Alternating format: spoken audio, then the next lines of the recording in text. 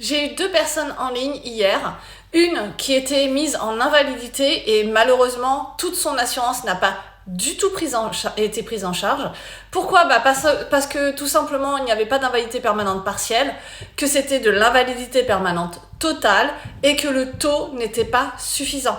Si l'expert vient évaluer non pas strictement ta profession, mais toute profession pouvant être exercée, j'en ai déjà parlé, ou que ton taux fonctionnel et ton taux professionnel, une fois que tu les croises avec le tableau qu'il y a dans vos conditions générales, si tu arrives en dessous de 66%, donc évalué vraiment par le médecin, expert de la compagnie, eh bien dans ces cas-là, si tu n'atteins pas ce taux-là, tu n'es pas indemnisé.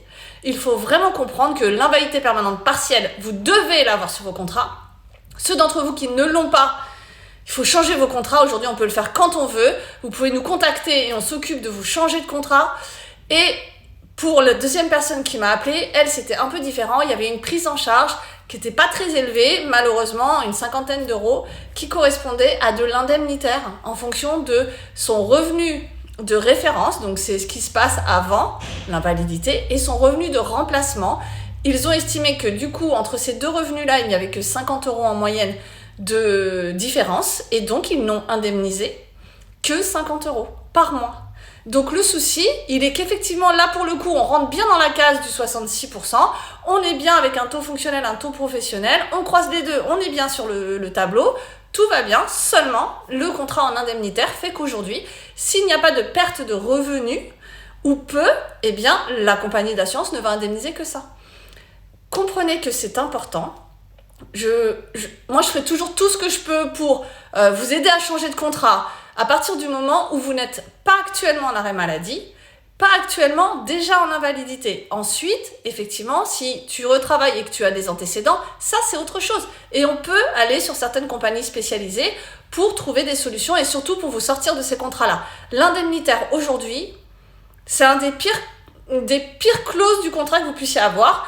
Mais après, il y a plein d'autres choses. Il y a le dos et le psy sans condition d'hospitalisation qu'on oublie de vous mettre. Donc, vous devez être hospitalisé obligatoirement sur un nombre de jours minimal. Ensuite, il y a le Crédit Mutuel, par exemple, et le CIC, eux, si t'es pas hospitalisé, on viendra indemniser, mais au bout de 6 mois. Ensuite, c'est pareil, ils ont une partie indemnitaire et une partie forfaitaire sur ces contrats. Donc, autant dire que c'est moins bien que du forfaitaire, tout simplement. Il y a plein de contrats sur lesquels il y a beaucoup de garanties qui s'arrêtent à 65 ans. Donc vraiment, même si tu continues de travailler, parce que tu es indépendant, parce que peu importe, t'as pas tous tes trimestres ou je ne sais quoi, à partir du moment où tu atteins 65 ans, le contrat s'arrête au niveau des garanties. Et en banque, souvent, le décès va s'arrêter à 75 ans. Donc tous ceux qui ont des contrats qui vont au-delà de ça, malheureusement, des prêts immobiliers qui vont au-delà de 75 ans, la banque va s'arrêter. Et pour certaines, dont le Crédit Agricole, en tout cas là, nous on a eu un dossier cette année où la cliente a reçu un gentil courrier pour son anniversaire qui disait « Coucou, vous venez d'avoir 70 ans, et nous, le contrat s'arrête parce que le garantie de décès s'arrêtait à 70 ans. » Et là, il a fallu retrouver un contrat pour cette dame pour aller au bout du prêt. Donc vraiment, il y a plein de choses à regarder. Donc, le mieux, c'est toujours d'être accompagné par quelqu'un qui s'y connaît vraiment sur les garanties, les formules d'indemnisation, comment ça va fonctionner, vraiment tout ce qui manque, les options, etc.